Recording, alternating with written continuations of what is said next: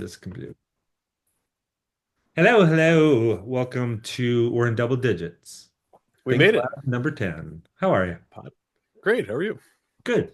I'm going to share the gallery. There we go.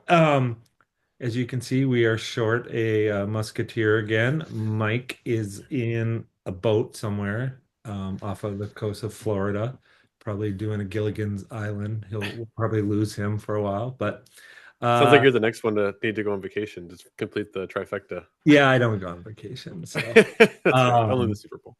Anyways, yeah, let's introduce ourselves. You want to start? Yeah. Dominic Sisley. I am an agent in Minnesota with Think Minnesota Realty. Dave Lilja, Think Minnesota Realty as well. So, post Super Bowl, it was our topic last week. Probably going to be busy, and it was. That's right. Yeah. I think my weekend was showings, writing offers, getting a listing under contract. So, yeah, all of a sudden a flurry of activity, which has been nice after a couple weeks of quiet and a little bit of a lull with seasonality up here with the winter. So yeah, it's been a good week so far and some good stuff in store. So, why does the consumer care, and all of a sudden, like the phone's ringing like really, really a lot, which we predicted, but why? I mean, is it just like how does that happen? It's funny. I don't know exactly. I My gut tells me that maybe this is my personal experience where it's like you've gotten through the holidays, you're maybe kind of relaxed in January, you still haven't gotten up to full speed in work or social life or whatever. You're still kind of taking it easy, but by the time February rolls around, I think everyone's ready to get back after it, and the Super Bowl is kind of like the last hurrah, and now it's like we can kind of reemerge back into real life. I don't know if that's just my own way if I think about it, but I think the sun is starting to come out a little bit more. The days are a little bit longer. Maybe the vitamin D is kicking in. People are getting re-energized. So that's how I feel. I think a lot of people are on vacation too. I think there's so many social media posts about people are elsewhere. Yeah. So maybe it just kicks off that it's coming, that it's warm. Now it's like crazy cold again this week, but um, yeah, we were super busy too. A lot of showings, listing appointments. It's interesting because a lot of the listing appointments are not, I need to sell. It's more of, I'm going to sell. Here's my plan. So, what's my exit strategy? So, we don't necessarily have anything coming on the market this week. Everything's off a week, a month, or a couple months. Hmm. The one that I had yesterday, they are thinking go on the market in first part of June. Okay. So, it's just really interesting that they're that planned out, which is great. Um, both listings that I was at this week was kind of comical because when we as realtors look at values of houses, one of the things we look at is square footage, and there's like those milestone, those benchmarks. And a lot of the houses that I was at this weekend fell just under the benchmark of like 1,500 square feet or Hmm. Hmm. 2,000. And one of them had added square footage, so she was above now the 1,500 square foot. And the other one, we aren't sure where it's at yet because the one room's not done yet and the one wall's not up. So we're not 100% sure. And I was like, I would make this room as big as possible and try to get you above that 2,000 square foot. And so he was going to do some measuring and see where he's at. And it was just funny because like 1,500 is a major price point difference. If you're below 1,500 square feet, Yeah. it in the neighborhood that I was looking at, it was about $45,000 difference. Wow. And it wasn't having an extra bedroom. It wasn't necessarily having a full bath. It was just strictly based on the square footage. Uh, Yeah. and the houses felt bigger, So yeah, I thought that was kind of a fascinating topic. And when you're giving out prices, and some of them were on the MLS prior, so we know what the square footage is, and the county is a little bit off. But to go in it now and say, this feels bigger. Oh yeah, I added this room, or this was not finished when I moved in. It just makes such a difference on pricing. Yeah. That's funny. We were I won't share too much detail, but I was doing a CMA on a house I have some clients looking at, and it was almost the opposite end of the spectrum where the house is a pretty large house and the square footage is is uncommon, I would say, in the area. And so it was, when you look at price per square foot, it was kind of throwing a value out that seemed almost unrealistic. But when you break it down on the number of bedrooms, bathrooms, total square footage, it was starting to stand out in terms of other comps just because it's not common size in the area, and it was just throwing the valuation kind of out in the left field, and we're trying to wrangle it in, going like, what's the right really value on this house, and how do we want to approach this? And so yeah, I think there's definitely a window there where you got to kind of like refine it and understand what kind of usable square footage are you really working with, and how does it look compared to the rest of the market, so you don't severely undervalue or severely overvalue a home. Yeah, one of the houses that we looked at this weekend, it was 20 for a buyer. It was 2,100 square feet, but it was one of those layouts. And I had sent a picture out to our agents because there's like what I call a dead room. There was this really odd, it's not an odd floor plan. I see it all the time. It's a floor plan that ended up having what I call some dead space. You have to kind of go through this space to get to other spaces. And so I sent it out, and Dominic commented like how he would use the room. But it was funny because even though it was 2,100 square feet, the house that she's in now is around 1,600. So she's in a quote bigger house. But it was one of those houses where you walk in and it was a long entry, kitchen stuff, and then you had the split. You went upstairs, you Mm, went downstairs, and each floor was 700 square feet. So it was 700 on the basement, 700 on the main, and 700 on the upper. So you felt like when you were in the house, you felt like you were in three small apartments. yeah, No, it was floor plan 600, 700 square feet more than what she had. It felt much smaller and tighter. And I think she really struggled with that. We ended up not writing on that house, but so it's funny, like we can do data to death and go 2,100 square feet. Okay, this is a huge upgrade. You're getting, right. 30, 40% more of a house, but it just didn't flow right for it. And it feels small. Yeah. I think it's always one of those, like, the beauty is in the eye of the beholder too, because it's like someone's going to use that space differently than someone else. And that might be a really cool nook for someone, but it might just be kind of dead, wasted space for someone else. So that value might change depending on who's looking at it and how they might use it. So, The other thing I'm seeing right now too, and it just might be the buyer pool that I have, I'm seeing so many houses that don't have access to the backyard.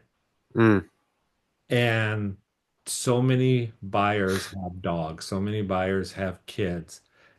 Not having access to the backyard from the house directly is really it's kind of a damper. You yeah, go out through the garage maybe to go through a door. The listing agreement I was at, or listing meeting I was at this weekend, they had to add the garage utility door. Otherwise, there was no way from the house to the backyard. You had to go out the front door and walk around. And that was something that really bothered them. So they had dogs, so they added a utility garage, or a utility door in the garage. So they go out through the house into the garage and then outside through the utility door for their dogs. yeah. So I That's thought a that was bad flow. really interesting. Yeah. Yeah. Because then you get in the conversation of like, oh, we could put a door here, we could change the entry this way. And it's like these people start to, in their mind, I think, add up all the costs that are going to be to, change this floor plan to make it really usable. So yeah, that's tough, a tough sell. The other thing too that always cracks me up about Minnesota, the number of houses that don't have decks. You just have a great patio, you have a great yard, and you're on the upper level and you just go out the Just door and you nothing. hold your death. It's just, I don't get it. And I've looked up this stat. Massachusetts and Minnesota lead the nation with houses that don't have decks. That's And hilarious. it cracks me up and I feel bad for for people because they're always like, "Oh, let's just buy it. We love the house and we'll add it." And it's never add, and then they're selling the house, and you just go, "How do you get out?" Wonder, do you think that's because you can't use it for almost half the year and they're expensive and they're a pain in the butt to maintain, or like what drives that? Do you think the lack of a deck? I think twofold. I think they're bad builders. Mm, They're and price point, and the price point falls on the buyer too, right? yeah, I mean, there's areas right by me that I go by all the time where they're adding decks, and they're doing three houses at a time. The company's there, so I'm sure that when somebody bought the house, they factored it in. yeah, They're doing house A, house B, house C. And the reason you know that is the trucks out there and they're hauling stuff, putting it in on different yards. I think people are so bent on trying to get into a house. And I think there's always the idea of we'll add it, we'll add it. hmm, And I think people are strapped financially. And I think yeah, when they go and realize that they can't add a deck to a mortgage, they can't add a deck, after the fact. right. It's a big, I mean, I've had decks estimated. They're expensive. Yeah.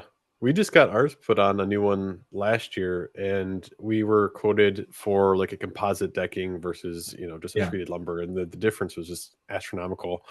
So we went a little bit more of the budget friendly route and then I spent this fall staining it, which is fun.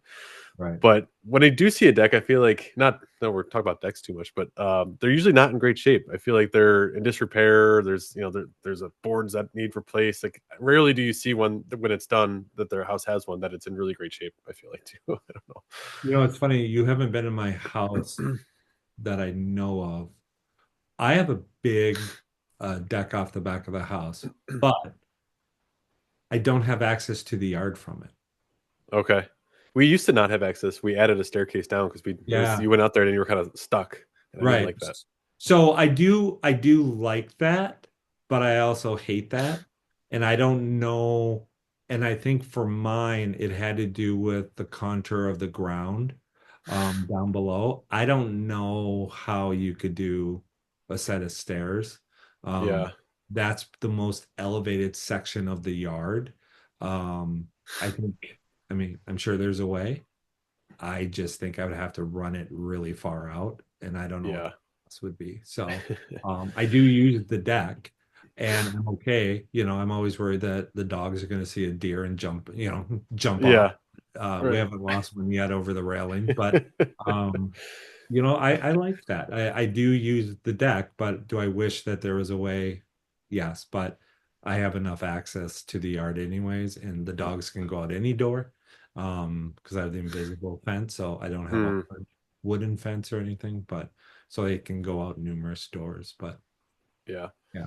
So okay, so now that we've talked about nothing that was on our plan, um so I'm going to ask you some yes, no questions if you use a platform hmm. and how you think it feels in for real estate. Okay. Okay. Instagram, Yes. how does it feel in for your real estate business?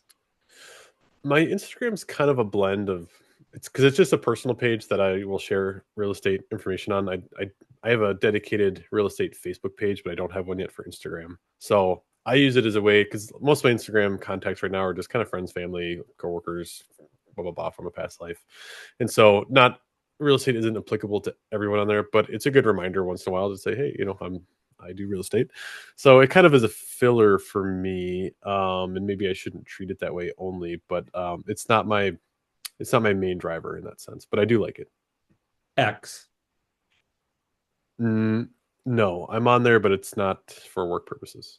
LinkedIn, Yes, but it's minimal real estate sharing on that platform.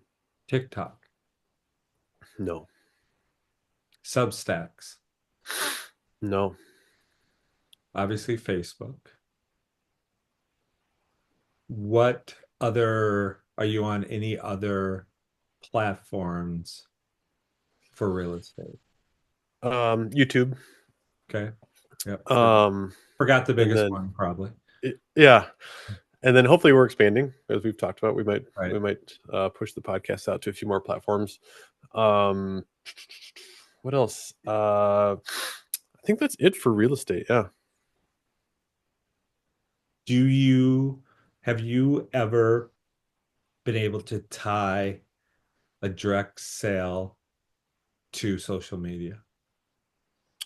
Yes. Well, I'll post listings on like Facebook Marketplace, and Okay. I've had sales come from buyers on social media. So it's not come from like an ad I put on there or a post, but it came from the listing that I had put on Facebook Marketplace. So I have had folks come through that channel. All right. Um, Switching up, we have been doing the last 2 weeks questions from consumers. The question that I had a lot this week, because again, I was with a lot of listings, right? Hey, you're sporting the cup. Let me see your. Hmm. I got code Branded. red. Yep. Um, um, was should they do new carpet? Should they paint? Should they fix the floor? Should they do what have you? And it's hard, it's hard telling them where to put the dollars. Yep. The question came up about paint, and they kind of presented it as an either or. And they were talking about painting the room or painting the trim.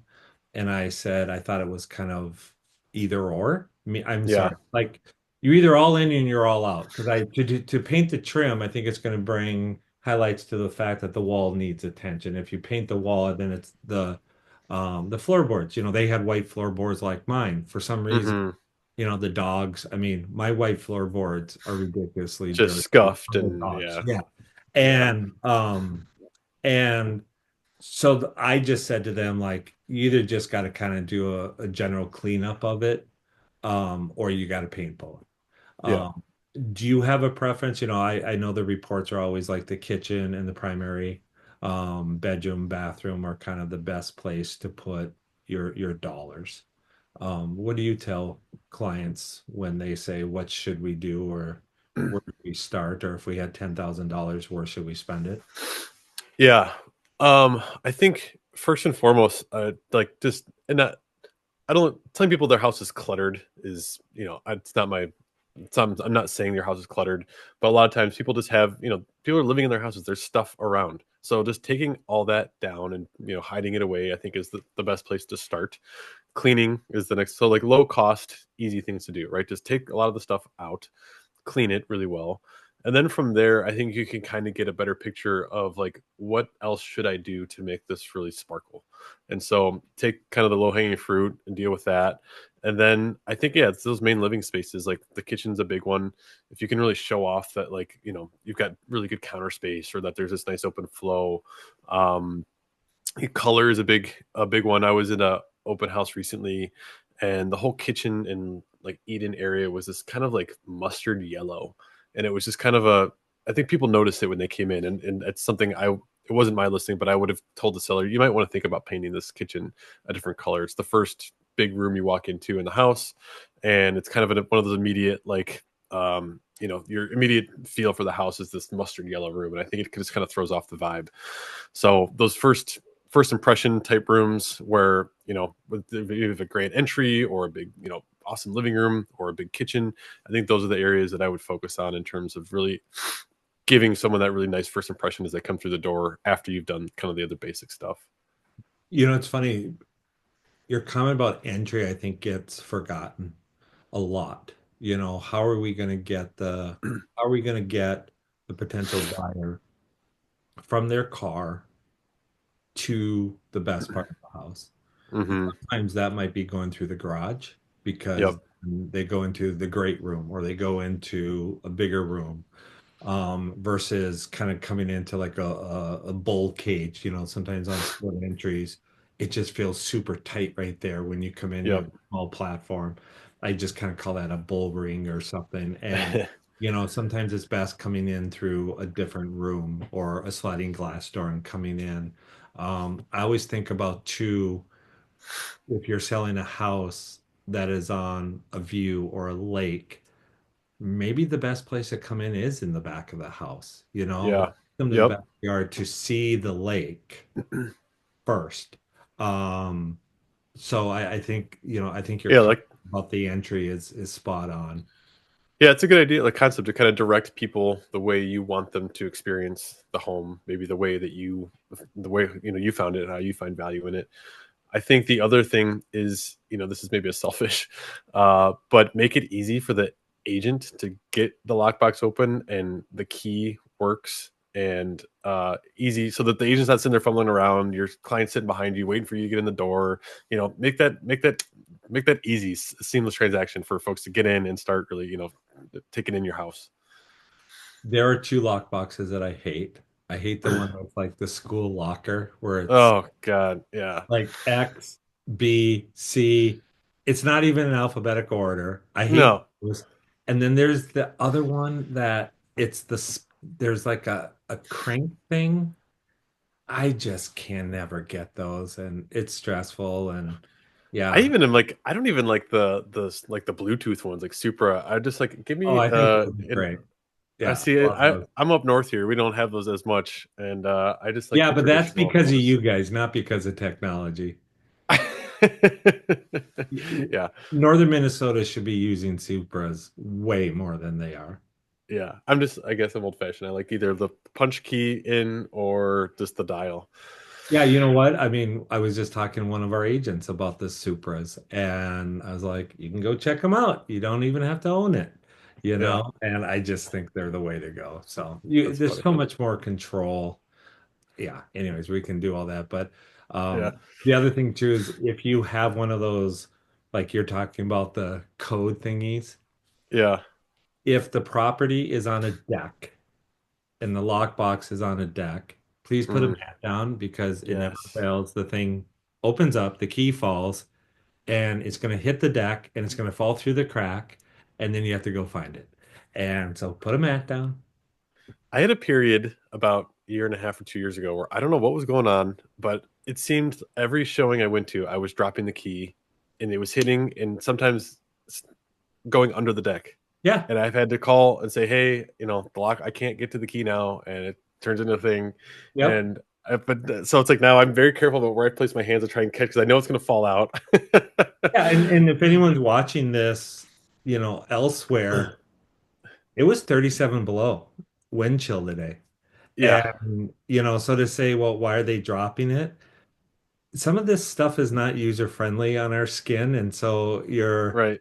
you're shivering, you're trying to hit the button, and Yeah, you take your glove off and then your hand's cold and a little cramped. And yeah, yeah, and it's blowing, and yeah. So yeah, I you're trying to agree. not look like an idiot. Yeah. Yeah. Um, so the one topic I wanted to kind of hit on today was a brokerage, like how brokerages are kind of done. Won't go into too much depth, but Mike is with Sotheby's. Sotheby's is considered a franchise brokerage. We, on the other hand, were considered an independent and Think Minnesota Realty. And I was looking up some numbers, and I thought it was interesting. There are more independent brokerages than there are franchises. I thought that was really interesting. It's 58% versus 42. Hmm, The one number that I was looking for that I couldn't get is what is the overall brokerage size versus an independent? Because to be an independent, you can just be mom and pop. You can just be right. yourself. You can have one or two people. We have 14 with us, but um, the one thing that I was able to find is that 50% of all licensed realtors in the country belong to an independent brokerage. So that was way higher than I anticipated. And 43% are franchise. So you're going, wait, 50 and 43, Right. what the other seven? The other seven are considered other. I'm assuming those are agents that are on ICE or just are in the referral pool that they're not really they're just out there floating around. Some people put their license on ICE with the state and they just sit out there and they're not doing any business, but they don't want to get rid of their license. It could be life events, what have you, or Hmm. maybe they've moved to another state They want to keep their Minnesota license, but they don't want to be affiliated with a brokerage. So that's where that's at. Um, I've been both. I've been part of a franchise. I've been two franchises. Obviously being an independent now. Um, I don't, there's brand recognition, obviously, being part of a franchise. Now, an independent can also be in other states. Like you could be an independent and be massive. There are companies out there that have one sole owner that might be up and down the East Coast. They're not franchises. Franchise meaning somebody buys a region, somebody buys an office, they're Sure. territorial, they might have the franchise. A lot of the franchisee companies that are here, you might have multiple offices in the state with the same starting point name, but they might have multiple owners of franchises. You might have somebody different on the western part of the cities versus the eastern versus Duluth versus Sure. Rochester. So, what are your thoughts? You've been to Independence, correct? Correct. Yep. What is your thought when you go through and you see a franchise logo in the yard versus independent? Do you think of good, bad, and indifferent on any of those? Um, I think maybe before I was in the business, the ones that are franchises maybe stood out a little bit more just because it's the name recognition. But now that I'm in the business, I don't necessarily have I guess not that I don't have an opinion either way, but when I see an independent brokerage sign in someone's yard, I don't necessarily think, this is mom and pop, that they're not going to know what they're doing or anything. I don't have that kind of bias. Um, I think, you know, there's interest from folks that want to run their own businesses that are, good at what they do, and you're a great example. Who don't want to fall under that franchise model for whatever reason, and a lot of it's just, paying out to a brokerage certain percent of your commission. They want to be in charge of that. They want to be in charge of their own marketing. They want to be in charge of, they're maybe a more true entrepreneur in that sense, that they really want to own things kind of end to end. But yeah, I think there's a lot of great independent brokers out there, and I guess I'm not surprised that it's the majority even at this point. But yeah, you've come from franchise models. What do you see? The biggest differences in terms of agents that would work for one or the other, or as someone like yourself that is now an owner or broker. Well, my kids are gonna laugh when they hear that when you said I'm old. I always start off when I am asked that question from a client. At the end of the day, it's not the sign in the yard, it's the quality of the agent. Yep. There's a lot of horrible agents out there Hmm. in the most popular brokerage in your area, right? Yeah. Yep. And there are some really great agents in that same brokerage that are beyond professional. They're first class. They're people you would trust, to take Yep. care of, personal matters. And the same thing holds true with independents. So there are some really bad agents that are brokers and owners, and there are some really great agents that are brokers and owners. And what I mean bad, I don't necessarily mean that they're bad people. They're just, they're hard to work with. You don't hear from them. You don't get paperwork. They just kind of make shit up as they go. Yeah.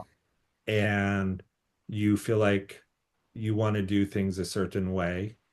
Um, and you need to kind of figure out a plan to work with them, right? Yeah. It's like Um, you take more of a project manager type mentality, or maybe I do when I'm working with an agent that's not keeping up with communication or staying on top of the right, file, or you feel like you have to do your job plus theirs to a degree. right.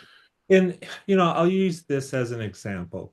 We were in multiple offers. My buyer ended up not getting the house. We're in the wait and see category where offers were due at a time. the time came, the agents reached out, asked some questions. We answered him. The agent was like, "Oh, this is really good. Thank you." They got back to me and they said the seller's going to need to take some time to go through, the options. So I was like, "Okay, great." So we were in that wait and see. My buyer called, and my buyer saw on her MLS search that the house we were interested in had gone to inspection, Hmm. which means we didn't get it because Right. we didn't sign anything. So I reached out to the agent and I said, "So did you take an offer?" Like I was pissed. I was embarrassed for Yeah, yes, I was pissed. I hated that my buyer saw it before I did. It's for bad sure. enough that they don't get the offer, but when they see it online and I'd been running around all day. I was in appointments, I was making dinner. Yeah. And she calls and's like, "Oh, I didn't get it." I was like, "Well, I haven't heard." And, she's saying, "Oh, well, I saw in the MLS." And it's like, "Oh." But that agent redeemed themselves because I texted and I said, "I'm being told that it's on under inspection on the MLS." 30 seconds, my phone rings. "Oh my God, I'm so sorry. I somehow, you got skipped, blah, blah, blah, blah." Hmm. Hmm. That agent went from, in my mind, went from like, I was really upset to that was a great agent. And she's with a national, a franchise company. Yep. And I thought she handled it great. You know, I messed up. I'm sorry. Your buyer should have heard it from you first. Yep. As an industry, that's what I want. So Yeah. to answer your question more directly, sometimes I think when I was with national companies, I felt like I didn't have a say of what was going on. I didn't understand the hierarchy. If the CEO left and I read, in the news feed that CEO steps down or COO or stock prices drop, I didn't know what that meant to me. Sure. Does it matter that the CEO left? I don't know. You know, Right. Yeah. I don't, should it? Probably. Does it? Right. I don't think so. Maybe not. Yeah. Yeah. I also felt at times there was platforms, changes, rules that we very much we're being told what we have to do. Um, okay, this is going to be our platform to do this. Okay, 6 months later, well, that doesn't work. Okay, we're doing something else. Like I felt like I felt like it was sometimes hard to keep up with where it was going. Yeah. Now, I have not worked for an independent as an agent. Obviously, I'm biased because I'm the broker. Um, but I do like to be able to call you all and say, "We're thinking of X. What do you think? We're thinking Yeah. of this platform. What do you think? We're thinking of this," and get your input. I feel like we have a duty to our agents to provide something, whether it's technology, whether it's opinion, whether it's um, policy, so that they in turn can take care of their client. And at the end, it is a trickle down. And I think, you know, if the CEO leaves of a national company, have you ever met that CEO? You know, I think the Right. companies right now nationally that are doing a really good job, those CEOs, I mean, they got to be on the road 300 days a year. Yeah. Oh, I'm in Del Mar. I'm in, Boca Raton. I'm in Seattle. I mean, Right. like I don't even know when they see their families, right? And Yep. today I'm in Omaha. Today I'm in, Boise. I look at those and go, those are probably really good leaders. Those are probably people that are in the trenches and are meeting with, first time people, Yeah. first time agents. I think the more you can create that lack of space, the better. Um, but I do believe, I do believe there's pros and cons all the way Yep. across the board. I think within the brokerage, what happens, a national brokerage, a franchise, I think what happens a lot is I think the teams get really messed up because you don't really know who's the team, who you're part of. There's a brokerage, I won't say them, but you talk to an agent and they're like, "Oh, I'm so and so," and you're like, "Oh, that's great, nice to meet you." And you go to networking events and you're like, "Oh, who are you with?" And they say the brokerage and they go, "I'm in so and so's pipeline," and I'm like, I just like that hurts my head. Like I know what you're saying, but I don't care whose pipeline you're in, Right. and I don't, I want to know you. I want to know what you provide. Um, I have a lot of friends that are agents, and there's some really cool people out there that are doing a lot of cool things. Um, we have a lot of great agents within our brokerage that do a lot for community. Yeah. Yep. I've noticed that for sure. Um, you know, they're doing the local dance, they're doing the food shelf, they're doing all that. That to me is about the person, not the brokerage. Yeah. Um, you know, we had one recently where it was, it got to me and you were probably on the thread that we were mentioned, the brokerage was mentioned. We had zero to do with it other Yeah. than she's connected with us. She's 100% class. She's 100% giver. Absolutely. But at the same time too is, bad things happen, right? Um, and Yeah. and then you're guilty Then by you're tied to association. it. But I just look at it's, man, if I'm interviewing an agent, I'm looking at the individual. That's kind of my next question is like, do you think from a consumer standpoint, you know, with certain franchises, there might be more tools at someone's disposal, blah, blah, blah, but is it going to impact, if I'm selling my house and I'm interviewing, you know, someone from Think Minnesota, or I'm, interviewing someone from other the big box, brokerages, do you think it matters to them as much as the agent themselves? I'm trying to think how I want to answer this. Yeah, I do think there's an impact there, right? Hmm. But so many of these platforms, you and I were talking about one before, right? I feel like in a roundabout way, they're my iPhone. I only know how to do like three things. I know how to turn it off. I know how to get to, a couple things. I don't really know how to be the most productive with it and how this can flow to this and that. Like, I don't understand. Right. You need to figure out when you're looking at that agent, does the agent understand what they're doing? Like, you can come in and have 75 different ideas, but if you don't know how to implement them, it's not going to matter. Yep. Um, you know, we have an agent with us. I've talked to you about her. Her name's Annie. I think Annie is one of the most creative agents that I've seen because she listens, she digests the information, and yet she'll come up with her opinion or her answer, and she'll create it in her mechanism, in her tone, in her language. Mm. It resonates with her consumers. Yep. She's not just regurgitating what she heard on a podcast. She's not quoting an article that she read. She's not, saying, "Well, I talked to Dave and Dave said this." Like, she really tries to figure out the nuances of her answer, and it comes out in her language. Yeah. That resonates, whether or not she's using all these different platforms. I do think the brokerage is vital, no matter who it is, in terms of message. I do think looking at NAR last year, um, with the settlement, there were agents that understood the ramifications of what we were doing and how to do it.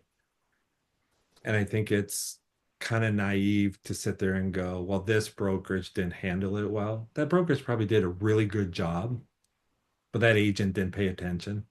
That Yeah. didn't read it, didn't read or didn't watch the video that was sent out. The Right. Yeah. message got lost. There's a real case in this business for agents that it only matters when it matters to them. Sure. There's a real sense in this business to be reactive instead of proactive. Do I know as an agent how to do this platform so that I can get it to benefit? You can roll in with 17 different platforms, but unless you know how to use them and how to put the piece together, Yeah. it doesn't really matter. And that's where I think having somebody you connect with, message, tone, and at the end of the day, hopefully getting you what you need. I mean, we have sellers just going swinging back to sellers now from buyers. We have sellers that have to make decisions because of life events, right? Death, divorce, job. Their motivation might be different than somebody else's that you go to next door. Oh, they might be, this is just a monetary play. If we can get Sure. it, we'll take it. But if we don't get X, we're staying. That's a different mindset, you know, Yeah. um, in how you push whatever mechanism. But I do think you need to have, hate to be a cliche, you do need to have the tool. But I think one of the things that you and I talked about prior, you and I are very similar in the sense that we like the deal, Yep. you know, we Yep. like figuring out how this works for them. And yes, we want to help people. Yes, is how we get our income. But I think if you find out why you're doing that, I mean, we have agents that we deal with every day that are really great from the human element, but on paper, they don't know what they're doing. We have people that are really great on paper that don't care about the human element. It's Yeah. that blend. Yeah. I think that's one of your strengths. I mean, why do you like working on the deal part? Yeah, I think kind of like what you mentioned, everyone's coming into a transaction kind of with different motivating factors. And so understanding someone's, the personal scenario, the kind of broader financial, scenario that they might be in, and connecting the dots to get them, because effectively they're trying to go from point A to point B, right? Whether it's just selling or selling and moving or buying something because they've never owned, they're trying to get from where they are now to somewhere in the future. And there can be a lot of complicating things from getting to that point A to point B. But we as realtors, I think, have a lot of tools in our disposal to, in structuring a deal in a way that's going to incentivize both sides, or when you hit certain roadblocks, can we work through that creatively without just throwing our hands up and saying, let's cancel the deal? Like really thinking through, communication and trying to work with the other agent and not making it always competitive. So there's a lot of components to how a deal comes together. And I like the creative approach where every deal is different, right? So for me, I like variety in my day. I like variety in my job. And so that gives me that ability to kind of think creatively and help people get from where they are now to where they're trying to go with my knowledge, my skill set, my resources that I have at my disposal to kind of help facilitate that. And so that's where I get excited. We can be really good realtors and know our area really well, and take them out to lunch and do all that kind of cool stuff. But I think there's a specific, deal making skill set there, and being able to negotiate and in good faith, and and be able to get things across the finish line that I think some agents might not be able to, just given whatever reason. But for me, that's kind of invigorating, and part of why I like doing what I do. Yeah, I agree. I can't believe we made it to 10 podcasts. Can you? I know this is pretty cool. Well, we miss Mike. We do. It was he always adds another flavor to our conversation that we didn't have today, but I hope people sat through the deck conversation and made it to Okay. this point. Well, I'm sure, you know what? I mean, you drive two areas. I mean, I believe there are communities that are going back to the deck. There are communities that are now banning houses, new construction, that they have to have a deck. Mm, Because what these communities are seeing is 10 years later, no one has a deck. yeah, So, I think these communities obviously want the tax base, right? yeah, And if the home's going to probably appreciate no matter what. But boy, you start adding decks and outdoor space and da da da, and maybe now your community's worth more. And so you get a bigger tax base, you get a Yep. cooler school and you get a better teacher and you get a more teachers. So, but Yeah. yeah. All Cool. right. Well, what do you got going the rest of the day? I'm gonna finish writing a purchase agreement and get that over, and then I'm gonna take about an hour or two to take my kids to a play date down in North Branch area, and then I'm gonna come back and get back to work. So Nice. All right. yeah, Enjoy your day. Thanks, likewise. everyone. Bye. Talk to you soon.